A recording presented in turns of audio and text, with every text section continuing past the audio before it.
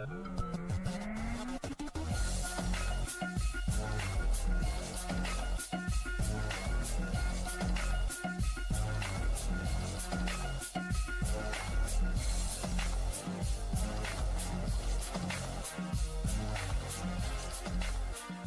again, everyone. Welcome to another edition of Hall County Sports Television. I'm your host, Gary Glenn. I'm going to shake things up a little bit. We're going to start off with track and field on this particular show.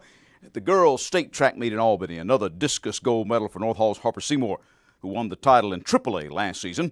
Now she's done the same in 4A. On her last throw of the day, Seymour uncorked a school record-shattering and state championship winning throw of 127 feet. That broke Seymour's own school record and edged Thomas County Central's Brianna Scott by 6 inches to defend her state discus crown. Seymour's championship-winning throw moved her from 7th to 1st in the standings after she threw 120-10 on her 4th attempt. Now, the achievement also topped off an outstanding season that saw her break her own school record 4 times. Harper has now placed in the discus at state for 3 straight years and 2 straight years in shot, as she also took 6th in this year's Class 4A shot put finals, tossing the shot put 38 feet 5 inches. Earlier this week, I dropped by North Hall to talk with Harper about her 2nd straight discus title. Harper, tell me about the state meet down there. It was a pretty exciting thing for you, right? You had to wait till the last throw, I understand. It wasn't as exciting. Like, I was nervous. I usually don't get nervous, but I don't know. I guess I didn't do so well under pressure at first, and then my last throw, I was like, I can do this, and I don't know. I just let the pressure go away. It's tough though to repeat, isn't it, huh? Yes, there was a lot of pressure. A lot of people were expecting it, and I wasn't expected to get first, and everyone else was expecting me to, so I had to step up. Now, did you have to wait for another throw for the other folks? Oh yeah, I was in 7th place at that point, so I got to watch 6 other girls throw, so I was pulling my hair out.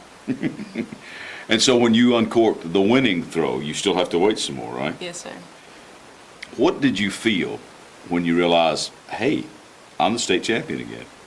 I was in shock because I only won by 6 inches, and I could not believe I had did that. I had done, barely beat her. So I don't know. I just sat on the bench. I was in shock, but it was exciting. When you found out you were pretty good at this, was back in middle school, wasn't it? I actually wasn't good at it in middle school. Really? Yes, sir. I tried it in 8th grade, and I wasn't that good, but my freshman year I really worked on my technique and realized that since I was a lot smaller than everyone else, my technique would have to be a lot better. So. And you, according to your coach, you work pretty hard in the weight room and all that stuff. Yes, sir. That's a big deal, isn't it, these days? Yes, sir. Coach Smith is a great coach, and he had me on a unique plan that I just did by myself. So I got a lot stronger this year. Now, you're not going to do this in college, right? No, sir. I don't know. I struggled with it. It was either between UNC Asheville or going to UGA and just being a student, and I really want to go to Georgia, so I'm going to go and play some intramural sports. Do you think you might miss it, though? I think I will, but I don't know. I'm going to miss softball, too, but I think intramural sports will be a good fix for that. Yeah. Well, when you've been an athlete, it's kind of hard to give it up in a lot of ways, isn't it? Yes, sir. So intramural sport, what are you going to do at Georgia? I'm going to major in athletic training. Because of what you've done? Sort of. I want to be a physical therapist, so it's a good undergrad, and hopefully I'll get on the football field. Okay. All right. Big Dog fan? Yes, sir. Nothing wrong with that, sweetie. I'm going to tell you that right now. Harper Seymour, congratulations. State champion again. Now, other local top 8 finishes at the girls' state include Chesapeake's Lindsay Grader, 7th in the 4A 3200, West Hall's Mia McKenzie, 6th in the Class 3A high jump, and 5th in the 100-meter hurdles in that class, and Flowery Branch's Mariah Millsap, 8th in the Class 5A 1600 meters. Now, this coming weekend, it's the famous Georgia Olympics. The boys' all-class state meet just down the road in Jefferson, and next week right here on the show, we're going to have more on that. Back with news from the pitch when Hall County Sports continues. You've decided it's time to get in shape. Now let Falcon Parkway Fitness in Flowery Branch help you achieve your goal. Open since 2000, Falcon Parkway Fitness features free weights, exercise machines, group fitness classes, as well as personal training in a fun family environment with childcare, lockers, showers, and 24-hour access. Come by for a free consultation with a certified personal trainer. And just next door, check out Optimum Body Care Day Spa with massage, facials, and waxing, or K. Michael Salon for hair and nail care. Dr. Parkway Fitness is your hometown family gym, located in Flower Branch, right behind the public shopping center. Turner Wood & Smith is with you every step of the way. Established in the Gainesville area in 1905. Turner Wood & Smith has become Northeast Georgia's largest independent insurance agency by offering professional service at competitive prices. Turner Wood & Smith, insuring your future since 1905. Welcome back to the show, everybody. I'm Gary Glenn, and this is Hall County Sports. Soccer, state playoffs. Only one soccer team left locally playing soccer this week, and one's already won a state championship, and the rest have all been sidelined. Here are some details. Ladies first. Last week's feature team, the Chestatee Girls, made school history and postponed Coach Mark Dunn's retirement with a win in the round of 16 in the state 4A playoffs last week, 5-1 over West Lawrence. Mary Barnett scored off an assist from Stacy Mendoza, and Anna Abercrombie tallied off a cross from Megan Dew. Megan, who later scored a goal of her own along with Mendoza to put the War Eagles up 4-0. Now, Hope Baxter scored the last goal of the evening for Chestatee, who faced once beaten and third-ranked Woodward Academy in the Elite Eight. And that's where the journey for this year's Lady War Eagles ended, 2-0, that final score. Senior goalkeeper Tyler Bennett had 14 saves. West Hall's girls ended their run in the AAA state playoffs with a 2-1 loss on the road to Savannah Arts Academy. Danielle Ortega scored the lone goal for the Lady Spartans, while keeper Lucia Barra had 16 saves in goal. Key player Rachel Beaulieu was forced out after only 3 minutes, maybe with a slight fracture of her collarbone. Class Single A, Lakeview's season ended with an 8-0 loss to Fellowship Christian. And in the GICAA Division III classification, North Georgia Christian played for their league state championship after beating the Unity Lions 3-2 on penalty kicks after a 2-all tie forced the PK session. Esther Lloyd and Sally McLaughlin scored for the Lady Chargers, who got penalty kick goals from Morgan Gibbs and Georgia Clark. And the Lady Chargers came through in the title game at the Allen Creek Complex here locally, beating Westminster Christian 1-0. McLaughlin had a corner kick to Sarah Yount, which Yount smacked into the net for the only goal of the game. Now, turning to the boys. For Riverside, East Hall, West Hall, and Johnson, well, they all won again in their first games of last week. Well, Gainesville was sent home from the 5A state tournament by Greenbrier 2-1, and the Elephants will finish the season at 14-4.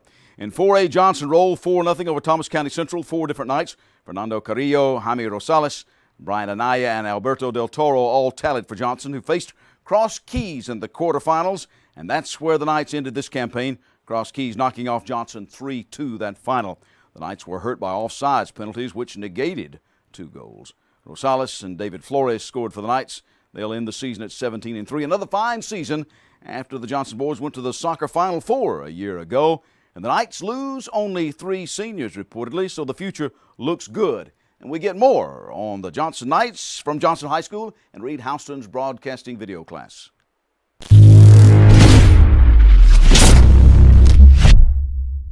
Hello guys, I'm Luis Razo and I'm here with Rigo Campo. I'm going to ask you a few questions about soccer. As coming in as a freshman and stepping up with the big boys, how do you feel? At the beginning I felt nervous, but towards the end I got used to how they play. As being a starter, how do you stay in that position? You just got to work hard in practice and don't goof around. And that goes on, how long have you been playing soccer? I've been playing soccer since I was like 6, and I liked it ever since. This is your first year playing with Johnson. Was it hard knowing the team? I've known most of the players since I was little, and we've been friends. So. Well, I have seen you play different positions. What's your favorite spot? My favorite position is center mid, because you get more of the ball and you can control the game. Okay. Well, once again, thank you very much, and hopefully you have a wonderful season. Thank you. Hello, I'm here with Edgar Torres, and I'm going to ask you a few questions. You have been playing for Johnson 3 years, right? Yeah. All right. When did you start playing soccer? When I was a little kid, like around 6 years old, 5, somewhere around there. To this point, what year do you think was the best? Last year, since we went to the state finals. And as the seniors leaving for last year, you say last year was your best year. How do you feel about your new teammate?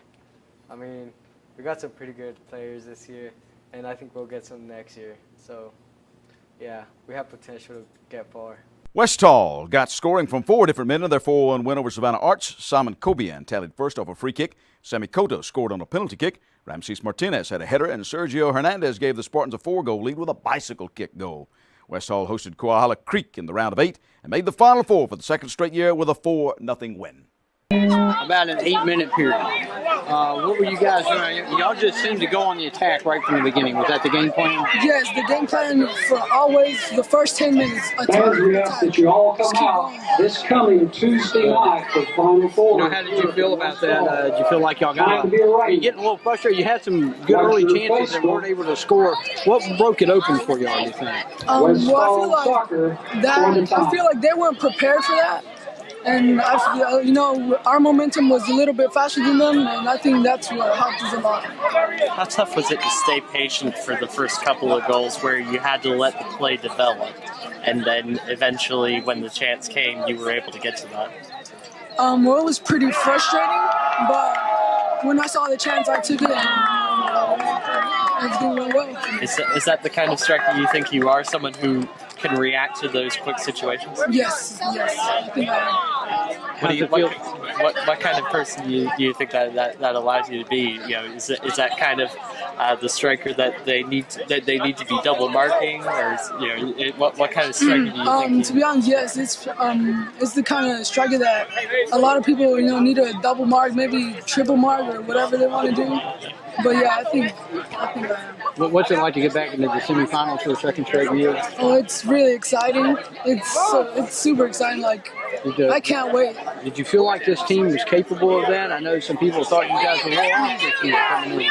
Well, I thought they could have done it, but we showed out. We came out and showed out, and we made it possible.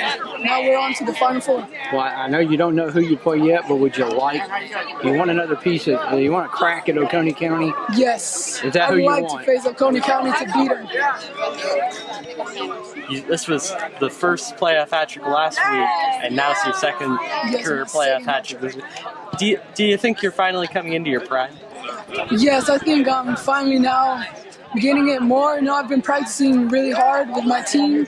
We motivate each other, and we just do the best we can. I know you guys were talking to Richie. You said you guys the plan was to come out hard and fast. That's what you guys did, but it took a while to get some fruition for all that hard work. I mean, was any frustration, or once you got that first, you felt like the floodgates were kind of open? Well, we do want a high pressure because we can sub lots of guys in and keep our guys relatively fresh, and we think that's an advantage for us. And our subs are very talented. We feel like they play, not really subpar to a lot of the starters, and so we feel like we can put lots of subs out there, keep high pressure, and then hopefully we can work the ball and get our chances. We had a few chances early in the game, didn't fall, but they were good chances, and we worked the ball well to get it there. And I felt at that point, after we got 2 or 3 of those, we didn't get a goal out of those first 3. I thought, well, but if we keep working it, we're going to finally get them, and they finally came. Let's talk about Richie. I mean, he had like a 7 or 8 minute stretch there that was it was something. He's quite an athlete. He's a very fine soccer player. He's got a lot of skills, and he's unselfish. He's not a selfish player. He'll distribute the ball when he needs to. He'll take the ball to space when he needs to. Dish it off or take a strike when he needs to. He makes a lot of good decisions for us out there, and he can run all day. He's a very fit player. Richie Castrita had a hat trick, and Cotto scored once for the Spartans, who played Oconee County in the semifinals this week. We'll have more on that on our next show.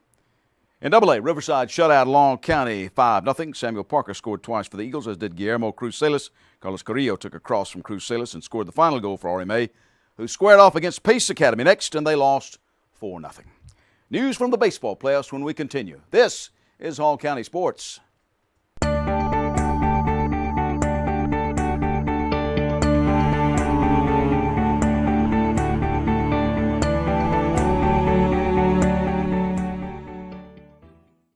Your one-stop spot for complete auto repair is the Auto Works shop on Sprout Springs Road. On everything from oil changes to brakes, new and used tires and tune-ups, even the big jobs like transmissions. The specialists at the Auto Works can have you up and running just like that. You talk about value, The Auto Works will not be undersold on used tires or any locally priced repair job. Ask about special discounts for students and teachers with your ID. That's the Auto Works at 6671 Spout Springs Road, just past Flowery Branch High and Spout Springs Elementary Schools. Phone 770-967-1732. We're back. I'm Gary Glenn, and this is Hall County Sports. Baseball for you up this segment. 5A playoffs last week. Gainesville surviving a scare in Game 1 of the series with Evans winning 5-4 in a wild Game 1 in 9 innings where they took it in a literal walk-off, coming from 3 runs down with Evans walking in the winning run with the bases loaded in the bottom of the 9th. Anthony Carrera, after being down 0-2, drew the pass to walk in Mikey Gonzalez for the win. Then the Elephants shut him out in Game 2, winning 4-0. Michael Curry had 3 homers in the series, a solo shot in the first game, and also helped out in relief. Harrison Styles pitched the 9th to get the win. Caleb Whittington had a complete game win in the nightcap, while Drew Wright had 3 singles, scoring in Game 1 to tie the game at 2-2 after a Gonzalez double was mishandled. From left field, Drew also threw out an Evans runner at the plate in the 6th and scored a run in Game 2. South Effingham up this week for Gainesville. In 4A, Noel Hall got a team effort, but also some outstanding individual play in their sweep of Upson Lee at Jody Davis Field. Corbin Llewellyn with the distance got his 10th win of the season for the 21-8 Trojans in a Game 1 9-0 smackdown of the Knights. Lincoln Hewitt went 8 for 9 in the series, driving in 4 and scoring 2 runs, and even starting Game 2, a 9-2 win for the Trojans, where some alert base running, some Trojans taking some advantage of some wild pitches by the Knights, scoring some runs off of that as well. Aaron Miles got the win in relief of Hewitt in Game 2, and Drew Ather picked up the save. Matthew Cox made an outstanding grab in left field and threw to first for a double play to help stave off a scoring threat with the game still in doubt. And then he had a 2-run double in the 7th for himself. And it was another team effort, said the Trojan coach, Trent Mongero. Just really felt like it was a huge team effort. It's been a long time since I've been involved in 2 ball games where I felt like so many guys contributed. I mean, you just go up and down our lineup, offensively, defensively, pitching, plays in the field. It was a true team effort, and I'm just really proud of our young men. But a couple of standouts. Corbin Llewellyn picking up his 10th win of the season, and Lincoln Hewitt going 8 for 9 with runs driven in and runs scored. How many guys have you ever seen have a day like that? Not a whole lot, really. You know, Corbin is of course starting with him. He's a champion. He's a thoroughbred. He's a guy that we've been giving the ball to for years. He pitched, you know, in the state championship a couple years ago. So I mean, he's been involved in a lot of ball games and does a great job. I mean, even when he doesn't have his best stuff, he competes. Lincoln, when he gets hot, he's as good as anybody. So it doesn't surprise me, but you know, I hope he keeps it up. We need him to stay hot. If you had to put your finger on an intangible or two, what's done it for this team this year to win 21 games to this point? Really, I just think we play fundamental baseball most nights. I mean, we field it, we pitch it, you know, and we get timely hitting. I mean, guys can execute, you know, and different plays, drags, sacks, whatever. You know, I think each night we just kind of find a way to win. I mean, it's a culmination, like I say, of a lot of hard work. So, you know, I'm looking forward to the next challenge. Now, Llewellyn and Hewitt were both sophomores on the team that played for the state championship back in 2013. Now, as seniors, they've led the squad back to the round of 8 for the second time in school history. And for Lincoln Hewitt, 8 for 9 in that series. Yeah, he's going to keep that bat. You say you're going to keep that bat for a while, right? Oh, yes, sir. I'm not retiring that for a while. Were you just seeing the ball well tonight? Honestly, it looked like a beach ball coming in there. Everything was just on all cylinders, and I was firing, and it was good today. A great team effort once again, though. Oh, yes, sir. Everybody was contributing today. There was no one who was down, no one who, if they got out, they weren't like, oh, poor me. They went out there and went and hit it the next time, so everything was good. Even Cox in right field, it makes that great catch, which really could have. Yeah, that could have been trouble. Good trouble, yeah, exactly. Yeah, he that was a fantastic play. That's probably the play of the year for him. They came around, threw the guy out at first, and that guy wasn't even looking. So that was great right there. What's been doing it for the team this year, Lane?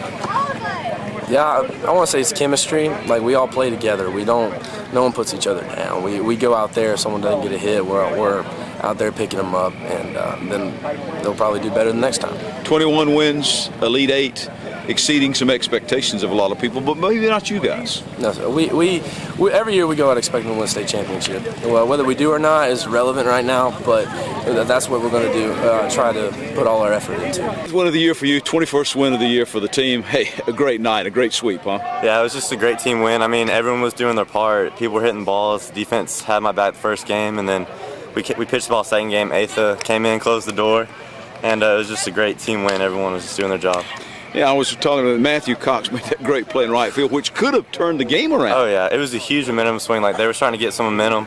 About to score, I'd probably score at least 3 runs, and then, like, he made that catch and doubled him up at first, so just huge momentum.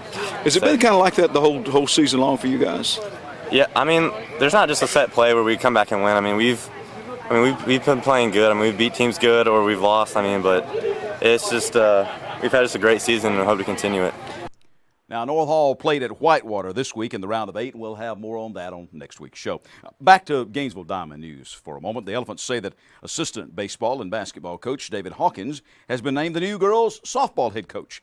Hawkins is replacing Roger Parham, who left after just 1 season to take a job at Brookwood, which is closer to his home. Gainesville had its best season ever in girls softball with a 15-11 record this past fall.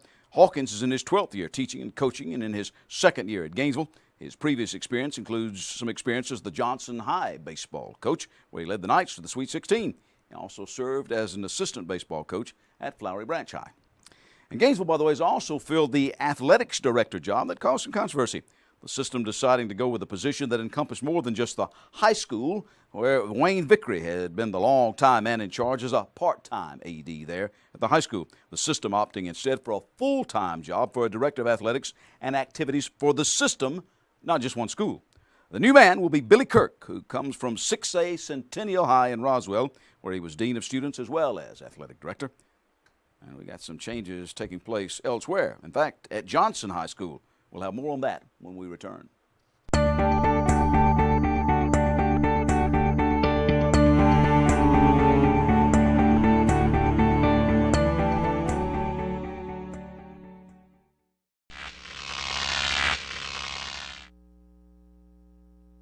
Gary Glenn back here on the set of Hall County Sports Television with senior pastor from McEver Road United Methodist Church, Rob Bruce. And Rob, new sermon series on the book of James. That's right, Gary. We're going to start a three-week series this Sunday on James. And it's like, in athletics, it's you have to go back and work on those fundamentals over and over again to make sure that they become a good practice. That's right. And so it's kind of practicing what you preach. That's exactly that. We're going to be looking at practicing what you preach. Rob, sounds like a great sermon series. We'll look forward to hearing some of it. See you soon.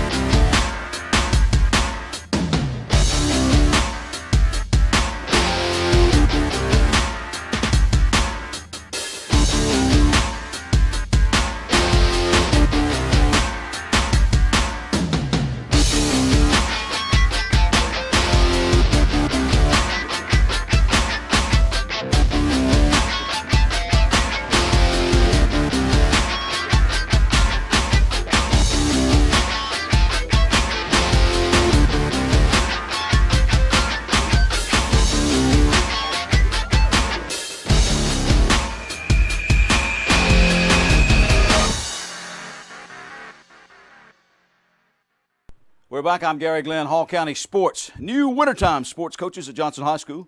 The new boys basketball coach will be Tim Slater, the man who's been an assistant at Buford the last 2 seasons. He's been a head coach as well and will know something about the program since he's pretty close geographically as well as playing Johnson during the season. Now, before Buford, Slater was head coach for 2 years at Robert Toombs Christian Academy in Lyons, where his team won the Region 2A title in 2013 and advanced to the Elite 8 of the Geisa League state championships. He was named Coach of the Year for Region 2A in 2012 and 2013.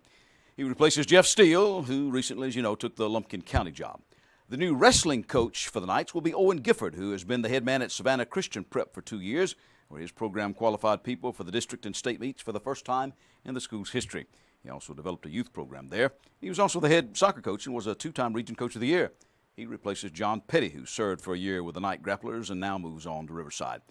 In golf, the North Hall boys shot a .341 last week in the Class 4A state sectionals at the Applewood Golf Club in Keysville. That earned them a spot at the state meet. Bartley Forster shot a .76 to lead the Trojans.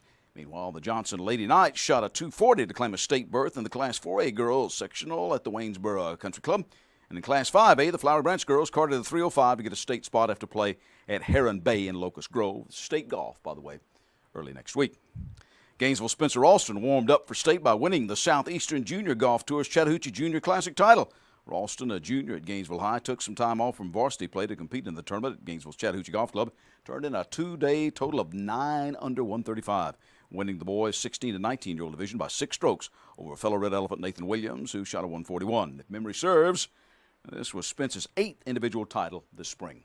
Well, Chester T swimmer Tristan Taylor will get to compete at the next level. He signed on with East Carolina. High school rowing teams from all across the South competed this past Saturday and Sunday at the Lake Lanier Olympic venue. More than 1,600 high school athletes from Alabama, Florida, Georgia, Mississippi, North Carolina, South Carolina, and Tennessee qualified for spots in the U.S. Rowing Youth National Championships during the 3rd Southeast Region Junior Rowing Championship Regatta. And finally, hundreds of karate enthusiasts gathered at the Mulberry Creek Community Center here in Hall County to compete in various disciplines in the Atlantic Pacific Tang Soo Do Federation Regionals recently. The president of that organization is John St. James. Oh, great. This is our 2015 Southeastern Regional Championships. We do these every year. We have them throughout the country, and this just happens to be for the Southeastern region. We have school owners here from North Carolina, South Carolina, Georgia, Alabama, Mississippi, Louisiana. We even have a school here from Texas, all the way from West Texas, out in Lubbock. We have about 210 competitors, and I would say at least 100 spectators, so we're just over about 300 today. This is a fair-sized tournament. It's not one of our larger events, but we do have children here as young as 4 on our Pee Wee division, and we have adults here. We have an actual 4th-degree black belt that is 67 years of age, and she's actually a Catholic nun. She's a sister in the, I think the Sisters of Rochester, New York. So we're pretty lucky. We've got a great group. Families are out here, as you can see, supporting the event, and you can probably hear a little. We're in the process of doing some breaking right now, and there's a breaking division going on. The children learn to break boards to overcome obstacles and to step out of their comfort zone. So you'll see children as young as 4 years of age breaking boards. They're called motivational boards. They're very thin. The older children break boards that are inch thick. And of course our black belts break multiple boards, up to 5 to 6 inches thick. So yeah, that's about what we're up to. Yeah, I did notice that. You got all ages, all body types. I mean, it's kind of going across not only the generations, but across the type of people that get involved. And that is exactly right. You are noticing that the martial arts is for everybody.